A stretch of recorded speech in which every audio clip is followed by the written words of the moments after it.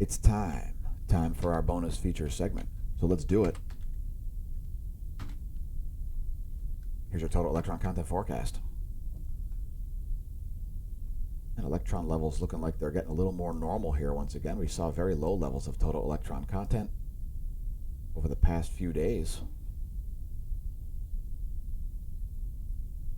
Things looking a little bit more in a nominal area. Some anomalies happening there. Some electrons a bit out of place. Let's let that play through one more time. Anomalous electrons. By the way, anomalous electrons aren't going to kill you, but they might make your GPS work not very well. It could cause huge GPS errors. We are seeing some anomalous electron regions here. So that's the area between your GPS satellite and your handset. Free electrons cause signal refraction. Continuing on, we see some charging hazards here, moving into the Central Pacific Ocean. There you go, there are your charging hazards. Yowzers. So you may see some bad data from your weather satellites today, especially things like the GOES Pacific. Here is your GOES electron flux, and we're seeing this huge dip that is consistent with coronal mass ejection strikes and coronal holes, coronal hole high-speed streams.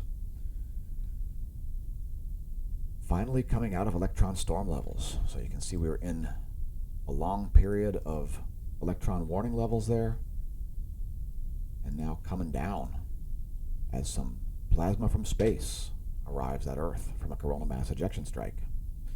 Here is the forecast by NOAA. NOAA forecasting a big dip there. We do have a coronal hole high-speed stream on the way as well. We can expect the high-speed stream from that in about 3 days.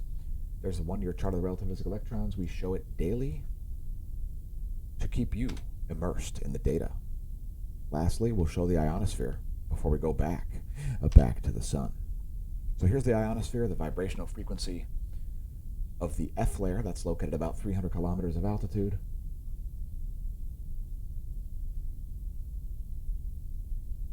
And primarily low-frequency anomalies once again.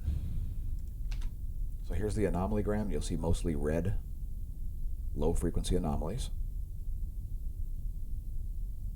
High-frequency anomalies showing up there in blue. That's anomaly from the 30-day median, by the way, and it's in megahertz. This does show you some additional resolution, by the way. It's a further analysis of the ionosphere. That's why we show both of these panes. It helps people understand the physics, perhaps, but that's what's going on at the F layer at 11:15 universal time. You can see some swings happening there, from low to high frequency anomaly happening there around the African continent, for example. Continuing on to our ground-based solar observatory. Bear with me a minute, we are streaming live. Here's El Teide. Latest imagery in hydrogen alpha. Huge filaments, so we may see additional coronal mass ejections here for sure. In fact, this filament up here looks like it's ejecting right now. So there could be another CME in the offing, a coronal mass ejection happening as we stream live. We may make another video later today, depending on what goes on with that. Here's your latest solar magnetogram and intensitygram. There's your rock back. We've got about 5 named sunspot groups. And the ones in the southern hemisphere are the most likely ones to produce solar flares. This one up here is alpha class, I think, at the moment.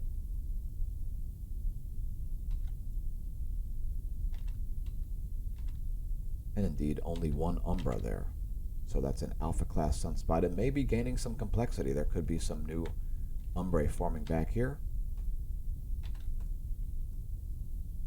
Let's keep an eye on it. And when I say ion, well, pardon the pun. How about if we close out at a composite view?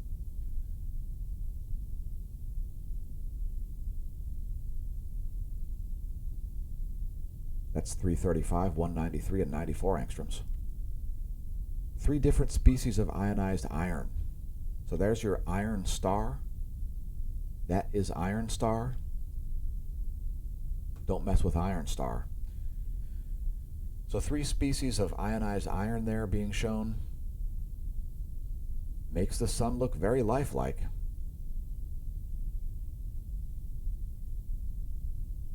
And some great features there, sunspots and coronal holes showing up. So thanks for tuning into the Smash News Network. These busted name of news. This has been our bonus feature segment, Daily Space Weather Video 3 of 3. We'll see you soon. May that solar wind be at your back.